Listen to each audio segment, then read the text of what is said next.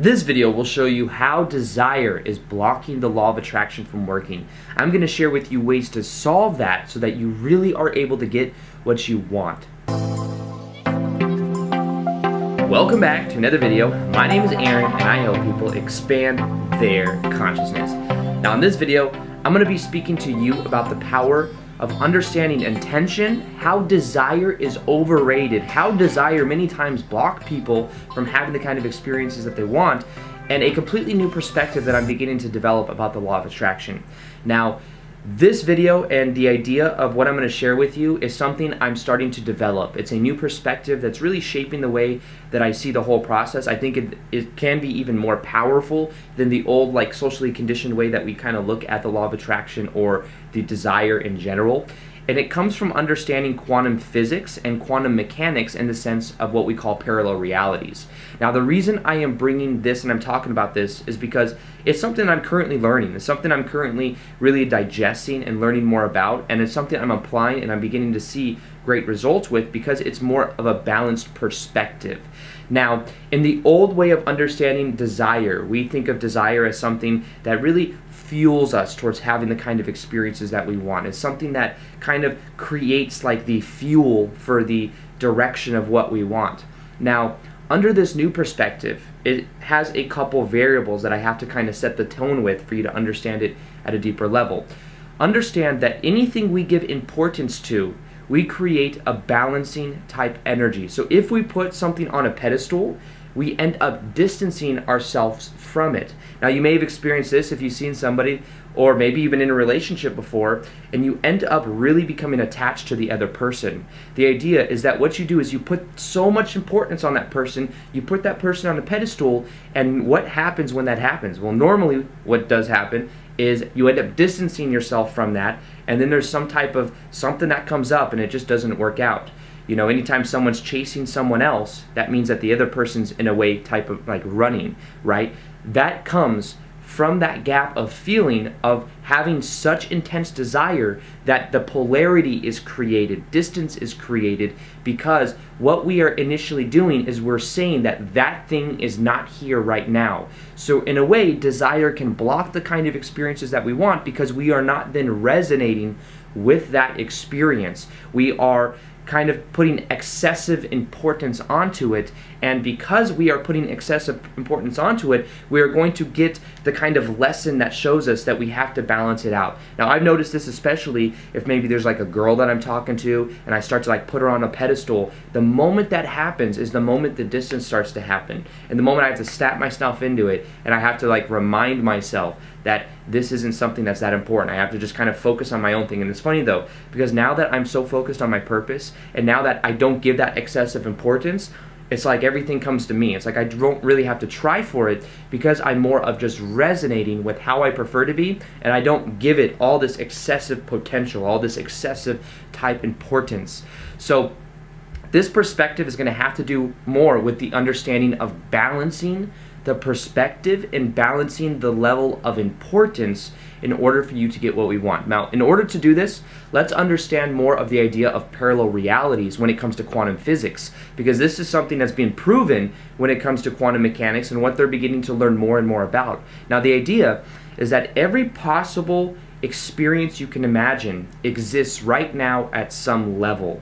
Now, the idea is that what we think of as time is us shifting through different frames that appear to be linear, but they're only linear because we have the idea of memory. So in essence, you can imagine any possible parallel reality, anything you can imagine exists right now in the present moment.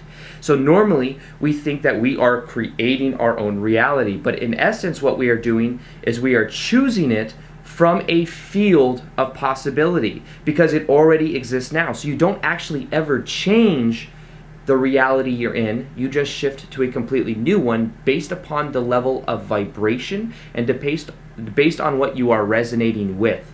So this has to do with the level of resonation, or what you are resonating with. Your perspectives that you have, the feelings that you have are going to choose which ones you shift to.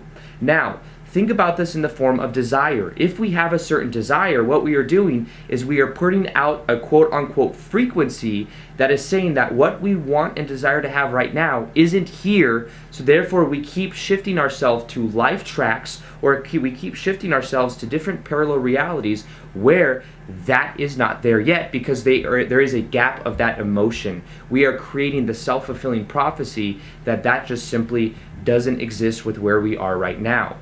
This is why I'm kind of introducing this new type of perspective, because under this new type of perspective, it's a more neutral type standpoint, and it's where we can really create from a more powerful point of view, because we realize that the only thing that really matters is our own state of being. We don't always have control over the external forces in our life, but we always can choose how we respond to those external forces.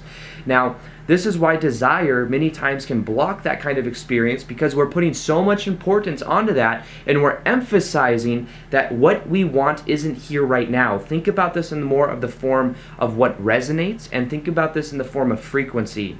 Now, in order to balance this out, one of the most powerful things we can do is to just simply decrease the level of importance we are giving something. This means that if you're like, oh, I really want this, or I really need this, realize first off, your state of being is the most important thing that you have, and you can choose your own state of being, and as you feel better about who you are, as you change your focus, you are then resonating with different frames that already exist, different frames of reality, what we could call parallel realities that already exist. We are beginning to actually resonate with the ones that we want, because our desire is not blocking the kind of experience. Our feelings are not negating the actual experience.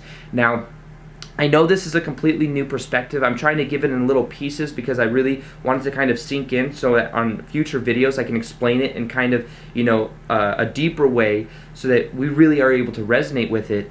But for me in general, this is something that's just so powerful, because I'm realizing that the power of desire is that desire many times can get people to intend, or get people to choose, or get people to act. That's where desire can be powerful.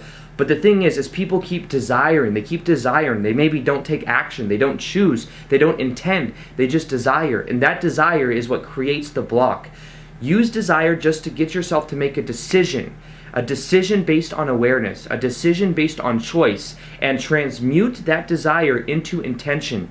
Intention is the most powerful ability you have, because when you intend, you are choosing.